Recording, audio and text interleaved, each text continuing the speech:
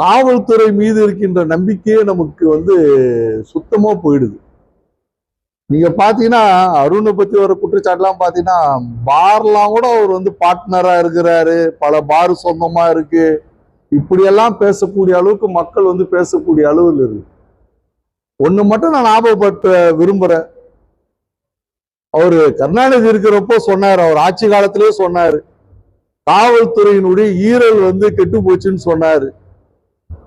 ஆனா ஸ்டாலினுடைய காலத்துல பாத்தீங்கன்னா காவல்துறை ஒரு நடைப்பிணமாக வாழ்ந்து கொண்டிருக்கிறது. அவ்வளவுதான்.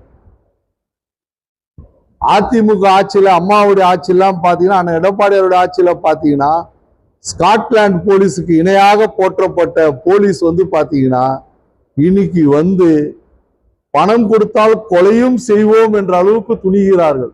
இதுதான் உண்மை, யதார்த்த உண்மை. பணமும் உத்தரவும் வந்தால் நாங்கள் கொலையும் செய்ய துணிவோம், அதற்கு என்கவுண்டர் என்ற ஒரு போர்வையை போர்த்தி விடுவோம் என்று காவல்துறை இயங்கிக் கொண்டிருக்கிறது. இது உள்ளபடியே பாத்தீங்கன்னா மிகவும், நான் சொல்லுகிறேன், முன்னெல்லாம் சொல்லுவாங்க பீகார் எங்கெங்கோ ஒப்பிடுவாங்க. இப்ப அதெல்லாம் ஒப்பிட வேணாம், இங்க தமிழ்நாடே போதும்.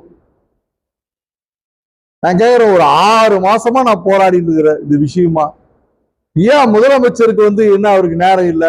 கூப்பிட்டு விசாரிக்கலாமே? இல்ல உளவுத்துறை என்ன பண்ணுது? கூப்பிட்டு விசாரிக்கலாமே? இது என்ன உண்மையா? இது என்ன இப்படி இருக்கு?